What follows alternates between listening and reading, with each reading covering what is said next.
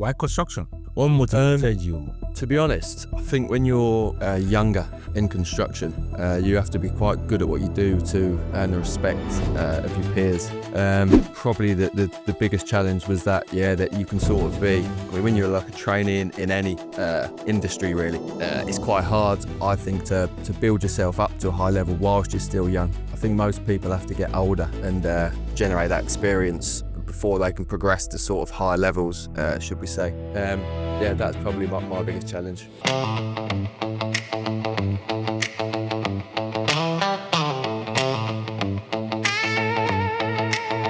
Welcome to the podcast of Packing the Isle of Man. My name is Victor Walsh-Oluwafemi, your host. Today's guest is Joe Hourihane, the commercial director of New Earth Construction. Joe's story is inspiring. He started his career in construction in Essex, moved to the Isle of Man, built his own consultancy, and later became a director of New Earth Construction. Joe, thank you for joining us. No worries. God bless you. Tell me what happened the first day you got to the island. I think it was a bit of a change to the normal scenery. Come over in COVID. We had the heat wave, if you remember, back in COVID in 2021. So I had 2 weeks self-isolation and obviously didn't get out much then. The day I did go out, extremely sunny, lovely place, or weather, should I say. Why construction? To be honest, construction, I didn't sort of work through school thinking I was going to end up in construction. I was granted an opportunity when I left school to become a management trainee at the company that I started at, Feeling Construction. I just saw it as a good opportunity at the time and thought I'd give it a go. But yeah, funnily enough, it wasn't something that I thought I would end up in, through school and things like that. It was just an opportunity was there and I took it really, progressed from there on. And what has been the journey so far?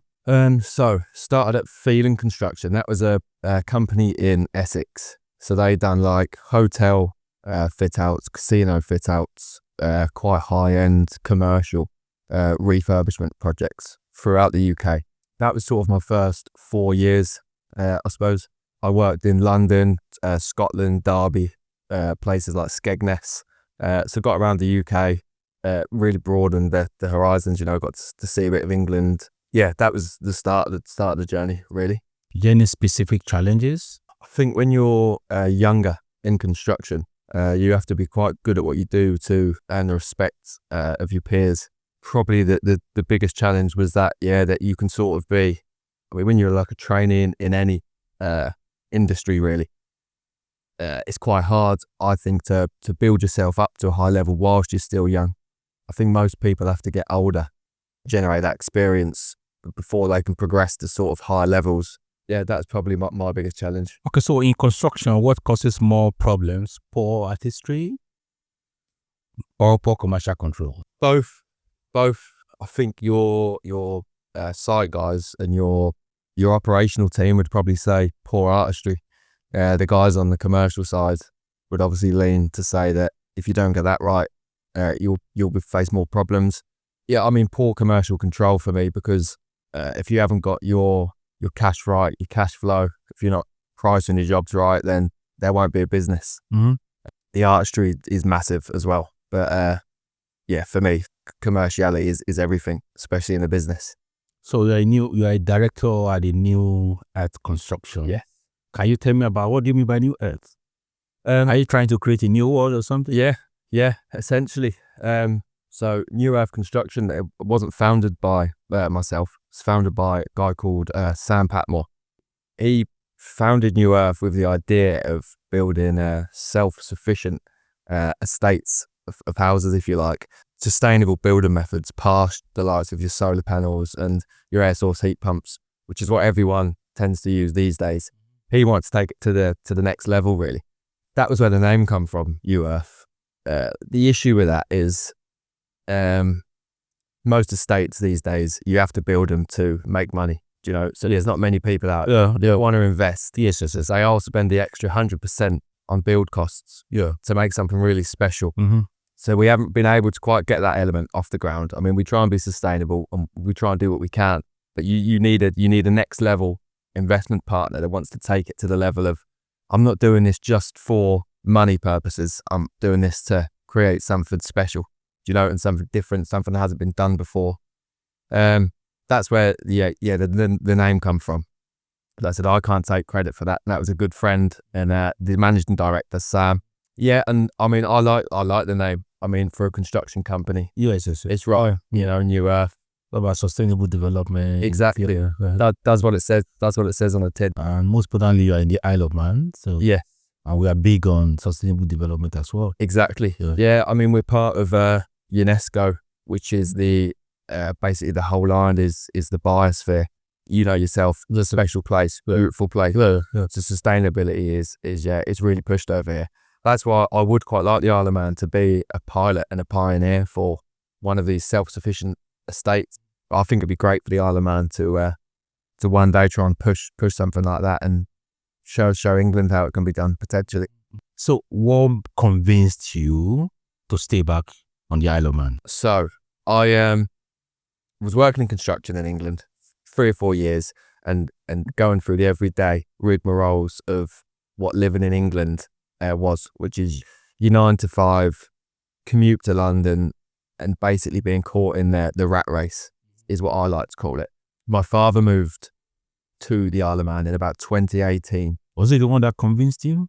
So yeah, I mean, yeah, he sort of, I mean, somebody else convinced me, which I'll get onto later, but he said that it's beautiful over here. He started his own business that he was again working for someone mostly in the UK, come over here, started his own business, successfully ran the business, if you like. So he said, Joe, I'm loving it over here. Why don't you give it a go? Yeah. Yeah, so I wrote into a Facebook group, actually, Construction Isle of Man, and someone got in touch with me just to say, hey, we're offering a position for an assistant quantity surveyor. And it was, I mean, not significantly more money, such that made me want to move, but there was a pay rise in the 2 parallel roles, England, Isle of Man. I was getting more money for my roles. Yes, in the Isle of Man. That alongside, I mean, I like scenery. You know, there's nothing better than me than when the sun's out, going to the beach, going up in the mountains, going for a walk. So my dad obviously said how beautiful it was. So them two ticks. I hadn't been here and I thought I won't come before for a week and see. I just thought, right, if I don't like it, I'll go back. Do you know what I mean? You can try, make the leap. No. If it wasn't for me, I could have just left. It is, and I'm so glad that I did make the move. Yeah. Was there any doubt or something when you were moving here? No, never. I mean, I've been quite fortunate, I suppose, that I had that job waiting for me. So the first week was 2 weeks self-isolation. So the guy wasn't like boring. Yeah, boring. Do you know? So it was like the guy that gave me the job, he had a house, luckily, that was sitting redundant. So he just said, just go there, 2 weeks. I'll drop the shopping to you once a week. So me and my partner at the time, we both moved over here. So sat and just, I mean, you was allowed in the garden, obviously. No, sat in the garden, done what you can do in self-isolation for 2 weeks. Not a lot of telly, a lot of sitting outside. I just remember it being super, super hot and wanting to get out. And everyone's told me about how good the scenery was. And we had 2 weeks of pure sunshine, no clouds, and I couldn't leave the house. Luckily, it sustained itself till after the self-isolation.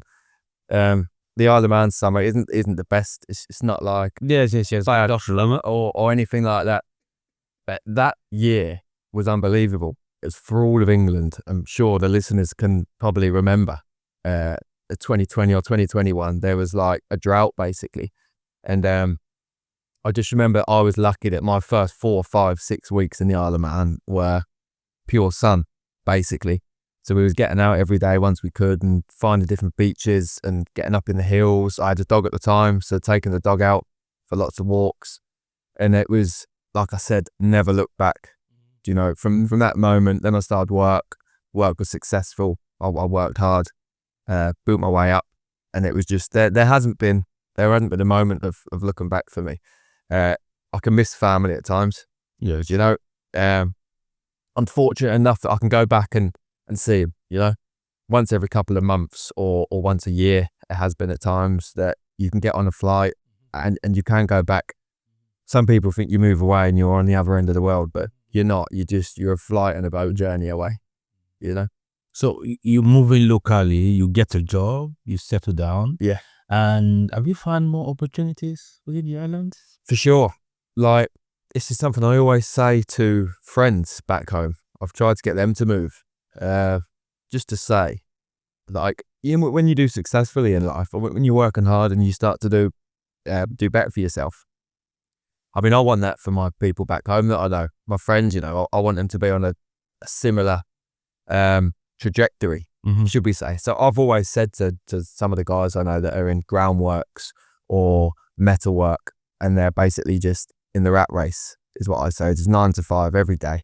Just probably all they'll ever do for a while, you know, unless something happens. But I've always said, come to the Isle of Man, start a business and just see and just try it. And I'm sure you'll be successful, you know. I mean, in construction anyway, I think there's lots of other opportunity out here, whatever industry you're in. Absolutely. I know construction, you know, and I know full well if they was to come over and put the work in and start a business, I have 99% faith it would go well over here, and it would definitely go better than what it would do in England.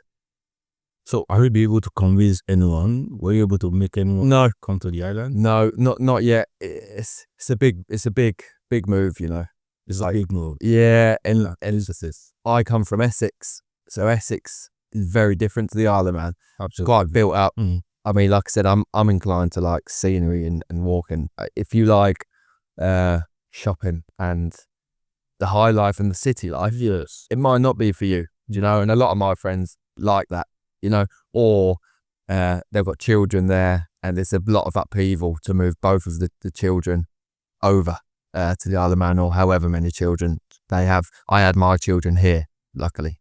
So when you joined the New Earth construction company, you joined as a director, as a quantity surveyor. Then you rose to become the director in the company. Yeah.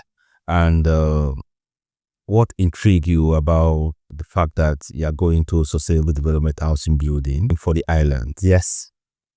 What drew you? So what convinced you? Yeah, I was running a consultancy business for myself, JH Construction Consultancy, which Sam at New Earth was someone that I worked with alongside of a few other builders. So I knew of Sam, I knew of New Earth, and luckily, I mean, he was looking to expand at the time.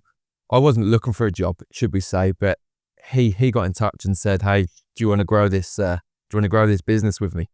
I mean, I had a gut feeling really that was the right place for me. I knew his drive for wanting to do the sustainable builds. It's not something that I'd thought about massively before I met Sam, to be honest. But when he was explaining it to me, I thought, yeah, I could definitely be a part of that. You know, It's nice to do things differently. Just looking and thinking, doing something really quite amazing and different in construction. That was enough. To make me want to come and get involved. Okay, so tell me about the people of the Isle of Man. Very friendly. It's you have the saying come-overs and stay-overs in the Isle of Man. I don't know if you're familiar with that at all. As in, you can get labelled as what they call a come-over until you've been over here a certain amount of time. You don't come to the Isle of Man with a closed mind. You must have an open mind when you come to the Isle of Man. Yes, yeah, and I mean, so that's the only way you can learn. That's the only way you can absorb yourself into the island. I mean, everyone I've met has always been really friendly and but always really welcoming. Is what I'd say. I mean, like anywhere, you'll get the odd people that just want the place for themselves. If you're born and bred Manx, there might be some people out there that just want Manx people here. That, I mean, that's a small minority. Yes. And what I like is you have half Manx people on the Isle of Man, and the other half are Africans, South Africans, Irish, Welsh, Chinese, Singaporean, Indians, and the rest. Exactly. So you have half Manx, and the other half is people that have all come over here to think to better themselves. Really, I mean, that's the only reason you'd really come over here. You know, I mean, you often need to come over with a visa or a work permit. Sorry, not a visa. Yeah. So you can't come over here unless you've got something like Yes. You can't come over here except you get maybe exactly the work permit, you come as an investor or something. Yeah, or there's if you bring an investment or something like that. So what advice will you give to young professionals? Yeah, so I mean, you have to look on the job websites, and you have to obviously find a company that first you've got to get the job. Find someone that you feel that you resonate with in any type of way, or to be honest, if you just really want to come to the Isle of Man and you just needed a job, you've just got to get that job over the line, and you can take your steps from there. It's cliche, but everyone says work hard, and it is. I mean, you need a bit of luck, but you also need to work hard and generate luck. I think any young professional that wants to be entrepreneurial or make a better life, work hard, and if you do, then you probably will get a bit of luck come your way as well. That helps. What advice do you have for the government? Oh yeah, I don't know if I should be advising the government really, but I mean, there definitely is a lack of construction professionals over here. Like I said, I'm always referring to my industry in construction, but there is a lack of good professional people over here. So I mean, anything they can do to try and convince good working people to come over here would be great. I mean, how you go about that, I don't know really. I leave that to them. We thought about establishing a school for young construction professionals. Yeah, or something. Yeah, great idea. Yeah, I mean, I don't know what their budget. Meanwhile, you're into construction. Yeah, you're into construction consultancy. It's something you could do. Yeah, I know. I mean, you often need, as you probably know yourself, it's investment for stuff like that. It's getting people to invest in. Someone has to pay to build the school. We'd be open to anything like that. I mean, myself and Sam are always looking for the next project or looking for things that we can do differently. Obviously, that'd be a huge investment. But yeah, I mean, we're focused on expanding the business and keeping the walls from the door as such, and making sure everything's okay with the projects that we do have. Often it's hard to look at things like that. They're usually evening jobs and weekend jobs because the 40 hours a week are traditionally spent just making sure that the business is okay, and balancing the family on top of all of that. That's very important. Yeah, it's hard to have to make sure I'm there for the family. You can't just be work. But yeah, we'd always be open to anything like that.